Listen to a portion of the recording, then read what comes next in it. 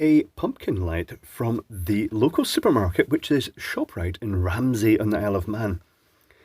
I'm guessing that this might be part of the stock of the Sainsbury's, which they stock a lot of their brands that they have are from a big supermarket chain in the UK called Sainsbury's. But anyway, I noticed that I was expecting this to just to be a click-on, click-off white light, but I noticed the LEDs don't look as though they're phosphor-based, so either they're a different colour, or they might even be flickering. I'm secretly hoping they're going to be flickering LEDs. Let us open it and put this stuff out the way. Right, so this comes off as they usually do in that style. Let's get some AAA cells into it. Poundland AAA cells, classy. Note that I put them in the correct way around. That'd be good if I just completely destroyed it in one go. It's these things are all cheap and nasty. It's just the nature of them, but that is it. What's it going to be? Oh, right, okay, it's different to what I was expecting. It is actually just a colour changing light. I'm almost disappointed. I thought it was going to be flickering LEDs, but it is just sequencing. Right, tell you what, let's investigate it further. Let's open it up. So I shall pop the batteries out. So is that going to be a blob, or is it going to be something more meaningful? Is this glued in? Where's my spudger? Where is my spudger? There's a spudger. The everlasting spudger. I shouldn't say that. I'm probably tempting fate. Let's get round here. Are there any screws for a start? No, there are no screws. I've got a really bad habit of just basically forcing things out without checking for screws first. I think that a side of this is actually glued by the feel of it. Oh, this isn't good. Because if it's glued, it may not come out too easily. It's already split the case. That's all right. I'm not really bothered. I got this to investigate. Are you sure there are no screws in this? You know what it's like? Sometimes I get it so far. Yeah, it's glued. And then you realise that there was a screw. And it's far too late. And everything is destroyed. Oh, it's not a terribly exciting circuit board. Oh, that is really well glued in. I hate it when they do that. They used to screw them in. And they also had friction fit ones. There's really not a lot to see. There's the click on, click off switch. Now, what I didn't realise there, right? Let's put this in and see if you can set it a specific colour. I thought that was just click on off switch. Let me just zoom down here so you can see more of what's going on. Right, where's the clicky button? Click. Click. No, it's just click on, click off. I thought it was going to do fancy things, but apparently not. Okay, that's reasonable enough. It's not. It's not reasonable. I wanted more features. So what do we actually have here? Tell you what, give me a second. I'll do you a doodle of what's on this, but really it's not going to take too long because all I can see is one resistor, which may be to limit the current through the LEDs. Or it may be to set the speed of the thing. Right, tell you what, one moment please. And continue. There, I told you it wasn't going to be very complicated. It's basically speaking the batteries. Let's put that at plus 4.5 volts, 4.5 volts, 0 volts. It's got the blob.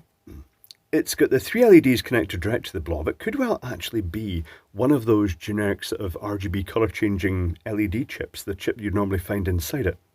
But in this case, it's got a 24K resistor. And my guess is that that 24K resistor internally is connected across an inverting buffer.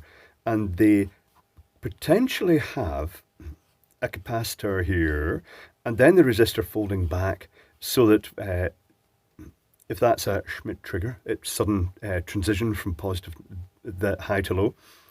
It means that the current flowing through this resistor determines how long it takes to charge and discharge the internal capacitor. So changing this resistor will change the speed of the oscillator, which will then be divided down and do all this stuff. And to test that, I have connected a variable resistor on those two connections for that original resistor, which was 24K. And if I turn it down, so that's the quite annoyingly fast speed. Let's bring this back into the shot a little bit here. And if I turn it down to say 1 megohm, you can actually start seeing the pulse width modulation frequency come in, because changing the frequency, I'm not really seeing much flicker here. But lowering that speed down will lower everything. It will lower the pulse width modulation frequency, and it will lower the speed at which it steps through the pattern. And conversely, is this going to be too much? That's if you put it right up to full, if you basically short lows it, it goes at super high speed, which doesn't look too bad in a way. But it is continuously variable, and so it does have hackability to a degree. But as I say, it would have been quite nice just to have a cluster of flickering LEDs in that instead of the colour changing. But I guess it's what you want. To me, putting that in a pumpkin, the pumpkin is inherently orange. So sort of yellow flickering LEDs would actually look quite good in the pumpkin. But it's interesting enough. It's not a terribly expensive thing. It's a wee gimmicky. It's based on... Oh, hold on. Let's see if I can get one of the originals of what it's based on. One moment, please. Here we go. An original Osram dotted light. This is the predecessor to all these little stick-on dollar store push lights. This one was not $1. Let's put the batteries into it. No, this is what happens if you make that resistor position open circuit. It's not, you're seeing it flash because of the rolling shutter effect and the interference of the shutter speed. But in reality, this is like super low speed pulse width modulation now, because I've taken the resistor across, and if I just put my fingers across these terminals and squeeze, it will change the speed at which it does the sort of pattern chase. But anyway, I digress. Let's whip the batteries out and stick them into the original Osram dotted and see if it still works. Because this is one of the first LED stick-on lights. It was quite radical at the time. It was designer and expensive. Ooh, it feels quite loose. Will it work? No. Yeah, that's an old and defective type of light. That's for another video though, another day. Right, okay. That will be why this was knocking about then. Okay, so that is what's inside the not Poundland, the Sainsbury's and Shoprite Halloween light. It's a little RGB colour changing one. It's fine. It's absolutely fine as a novelty light. Just as I say, not what I was expecting. The flickering would have been interesting. The temptation is to butcher something and make it do that. But in the meantime, that was it. It's not bad.